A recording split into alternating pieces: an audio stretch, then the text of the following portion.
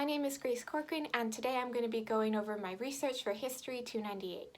My topic was on pregnant women in the Holocaust, and before I get started, I do want to throw out a quick disclaimer that my presentation will be going back and forth between me standing here and delivering my research, and then also going through a series of photos and pictures that I used within my research paper, some of which could be pretty upsetting.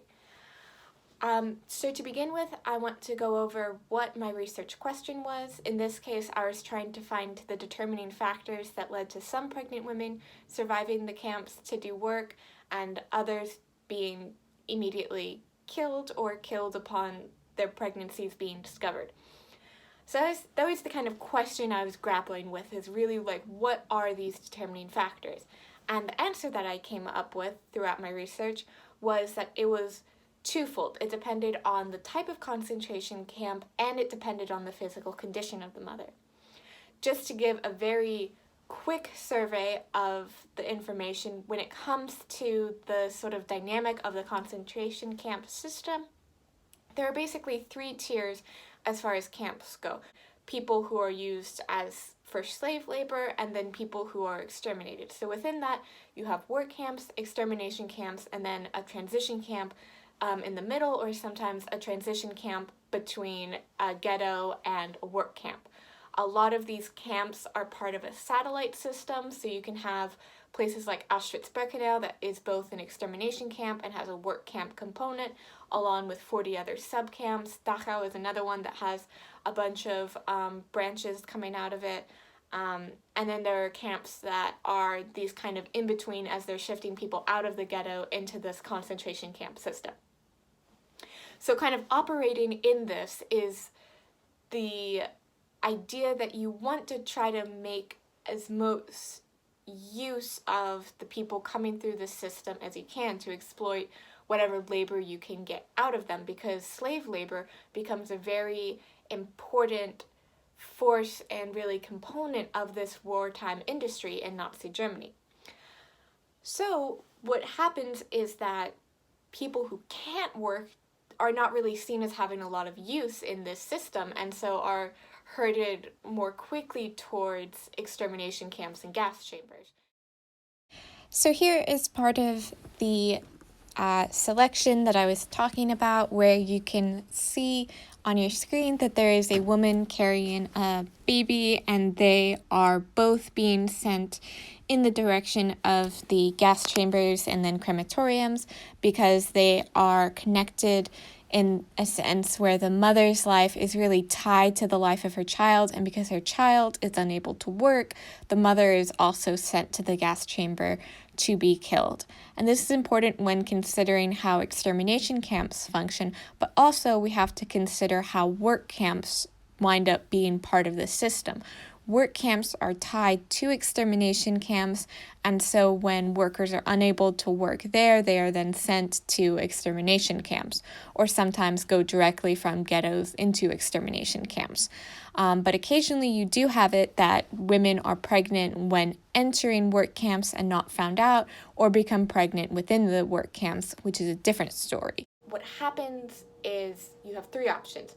Either you were sent to an extermination camp to be killed, or you could just be shot right there, or you could be allowed to continue your pregnancy to give birth, but have to sign a document saying that your baby will be euthanized when it is born, or in a couple rare cases, a woman is allowed to continue her pregnancy and her baby is allowed to be born, and she doesn't have to sign any document saying that the baby will be euthanized.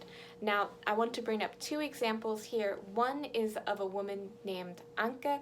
She was sent to Theresienstadt, which was a work camp / transition camp. It's located about 30 miles outside Prague, and it functioned in holding a lot of family units and elderly Jews who were coming from Prague before being sent off to extermination camps in the east. So when Anke comes into the camp, she isn't pregnant, but she is there with her husband, and even though men and women are separated, she does find ways to meet up with her husband, and they ultimately wind up conceiving a child. And she is forced to sign one of these documents saying that when her child is born, they will be euthanized. She gave birth to her son in 1944, fully expecting him to be murdered after his birth. But the really extraordinary aspect here is that he wasn't. They were allowed to be in an infant shelter along with a couple other women who were delivering babies. Anka's baby did wind up dying of pneumonia instead a couple months after birth due to the inhuman conditions of the camp. And Anka never understood why her son wasn't immediately killed after being born. While this is a very interesting situation, it's not necessarily wholly unique. There were cases of concentration camps allowing women to continue their pregnancy and give birth without murdering the baby. Another example of this is Dr. Erno Vadassis, who was a physician in a satellite camp that was part of Dachau. He used his medical knowledge to create a Schwangerkommando, which is a pregnancy unit, which saved the life of 7 women and their babies, which are the images you can see, 2 very famous photographs of these women holding their babies and showing these instances where women and their children were allowed to survive. There were some concentration camps, mainly these work and transition camps that had some rudimentary medical facilities. And what this kind of points to is this sort of lack of a universal policy when it came to pregnant women. You'd think that they would all be sent to gas chambers, but it really depends on the type of camp that they're in and if that camp had a medical facility that could allow them to continue their pregnancy, and if there were medical staff on hand that could help with them. It's in the extermination camps that have a work camp component that we see the most severe cases of the treatment towards pregnant women. In Auschwitz-Birkenau, Mengele is the one in charge of the selection process, and he is notorious for being extremely cruel when it comes to pregnant women. His way of telling if they're pregnant during the selection process starts off with asking if they're pregnant. A lot of times SS officers will pretend to be very sweet and caring and accommodating towards pregnant women to try to get them to say that they are pregnant so that way they can be sent to a gas chamber. Obviously, the major loophole is that people in this situation can lie, and many did. In the case of Perschke and of Rachel, they were both able to get through because they lied and they had a feeling that it wasn't good to confess that they were pregnant. And so their lie actually is what helped secure their life. And Anke, who came in from Theresienstadt, was pregnant again when she came to Auschwitz, but she was so early on that she didn't know she was pregnant. Which brings us to the second part, that a lot of women coming in might not have known that they were pregnant.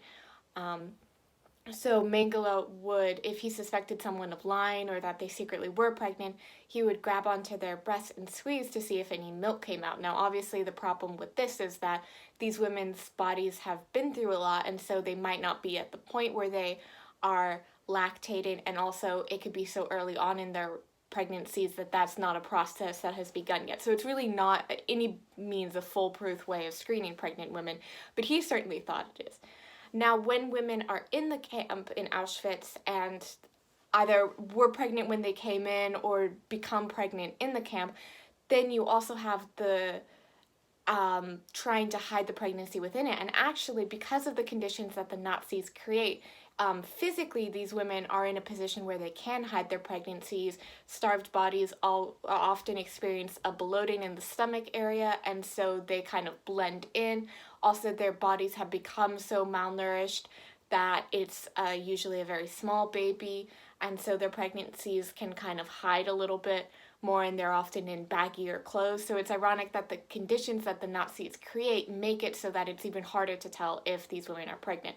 Now, Dr. Pearl was one of the inmates in the camp. She's a Jewish doctor who was working with Mengele, and she helped a lot of these women by performing abortions. She wrote a book that I used as one of my primary sources, which went through and detailed her work as she performed many abortions to try to help save the lives of these women, because basically that was the only option at that point. Like, if they are found out, they are sent to Mengele to be tortured. There are a couple images that you can see where these women go through horrendous experimentation, because Mengele is very interested in breastfeeding and in twins and trying to capture that.